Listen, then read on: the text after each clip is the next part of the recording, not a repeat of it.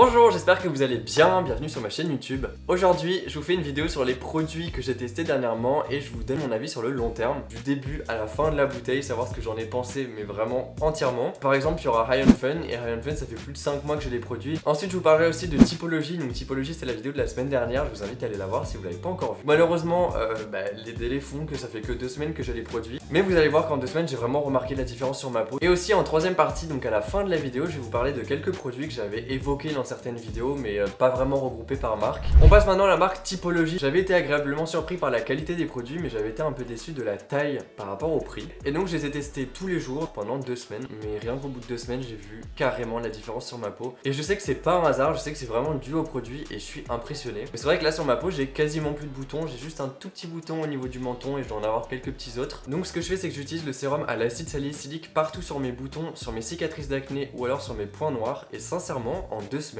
ils sont quasiment tous partis. Donc d'un autre côté, je sais pas si c'est la marque en soi ou alors si c'est juste le fait que ce soit de l'acide salicylique et peut-être qu'un acide salicylique d'une autre marque aurait le même effet sur ma peau. Donc c'est pour ça que quand j'aurai terminé les paquets, je vais essayer d'en acheter d'une autre marque. Comme ça, je vois vraiment si c'est l'acide salicylique qui a marché sur ma peau ou alors si c'est vraiment ce sérum de chez Typologie qui a marché. Ensuite, j'avais un deuxième sérum à la niacinamide et ce sérum là, je le mettais sur tout le visage partout où je n'avais pas mis du sérum à l'acide salicylique. Je laissais sécher ensuite le tout sur ma peau et une fois que c'était quasiment sec, je mettais partout un sérum à la vitamine C. Donc la vitamine C, c'est pour l'éclat. Des trois, c'est celui qui m'a le moins plu et je vois pas une grande différence. Pour moi, les deux coups de cœur de la marque, c'est le sérum à l'acide salicylique et au zinc et ensuite le sérum à la niacinamide. J'avais oublié de vous préciser aussi que les bouteilles, même si elles sont très petites, elles durent quand même assez longtemps, c'est-à-dire que je les utilise depuis 2 semaines et elles sont quasiment pas descendues.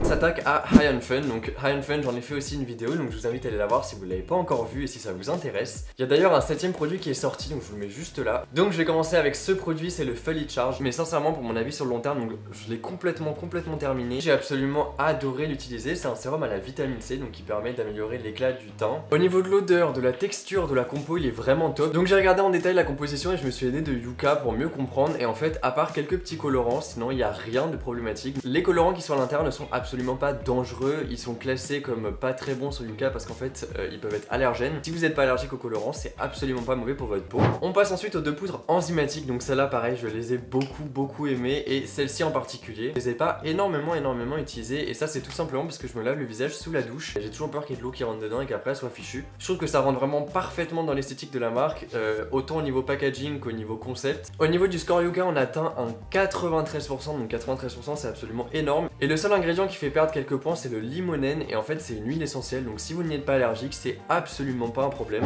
On continue avec le deuxième sérum de la marque, donc celui-là je trouve qu'il reprend vraiment l'identité de la marque avec les petites billes à écraser. Donc là je sais pas si vous voyez mais il est complètement vide, il y a absolument plus rien à l'intérieur. Donc attention, le seul petit truc que moi personnellement j'ai pas adoré dans ce sérum, c'est le fait qu'il soit nacré.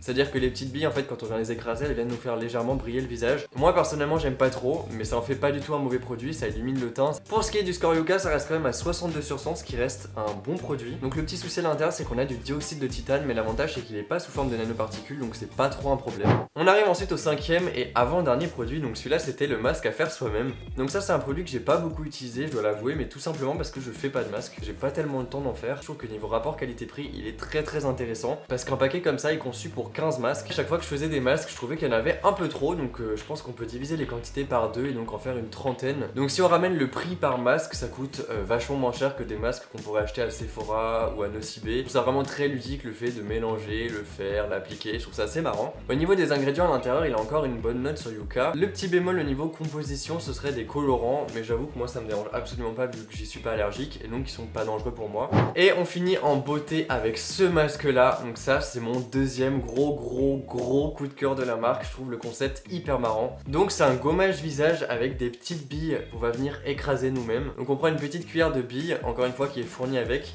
On vient l'écraser contre ses mains et l'appliquer sur le visage. Donc celui-là il est quasiment terminé. Au niveau de la composition, il a une composition excellente, cette fois-ci sur Yuka. Les ingrédients sont très bien. On retrouve juste du dioxyde de titane, mais encore une fois qui n'est pas sous forme de nanoparticules, donc c'est pas grave. Si je dois vous donner un avis global sur la marque High on Fun, mes 2 gros coups de cœur, ça reste le Squeeze Me et le Fully Charged. C'est des produits que j'ai vraiment adoré utiliser, que je serais prêt à racheter ou même à demander à Noël. Gros coup de cœur sur les packaging, vraiment magnifique, hyper solide, hyper quali. J'ai une salle de bain complètement blanche et les produits High on Fun vraiment ça met un côté peps dans la salle de bain, c'est vraiment trop joli. Et donc là c'est vrai qu'on a des produits beaucoup plus originaux et beaucoup plus parents. Et au niveau des points négatifs, j'en ai un seul et ce serait le prix, parce que c'est vrai que ça reste quand même du moyenne gamme, donc c'est quand même un petit peu cher. On arrive aux alentours des 30-40 € le produit, donc ça commence quand même à faire. Donc voilà, et n'hésitez pas en commentaire à me dire si vous avez testé la marque, ce que vous en avez pensé, et si vous êtes du même avis que moi. Et on arrive au dernier produit de la vidéo qui est une crème Jonzac. Donc ça c'est une marque qui me donne pas envie. Sincèrement, je trouve que niveau packaging, même s'ils sont assez propres, bah, ça me donne pas envie d'aller vers eux. Et j'ai été agréablement surpris, donc c'est un masque hydratant. La première fois que je l'ai utilisé, que j'ai sorti la crème du tube, j'avoue j'étais carrément surpris du fait que ce soit bleu. Et surtout que pour un produit bio, je m'attendais pas du tout à ce que ce soit bleu, mais au final, bah, sur la peau il rend pas du tout bleu. Quand on étale, il est super bien. Au niveau des ingrédients sur Jonzac, sincèrement, il y a que du excellent. Mais c'est impressionnant. Tout est excellent. Je sais même pas s'ils ont un produit qui est bon et pas excellent. Sincèrement, c'est une marque, si vous hésitez à aller acheter les produits, n'hésitez pas, foncez. Parce que en les testant, vous allez voir s'ils vous plaisent, s'ils vous conviennent, etc. Mais sincèrement, niveau composition, vous pouvez y aller les yeux fermés.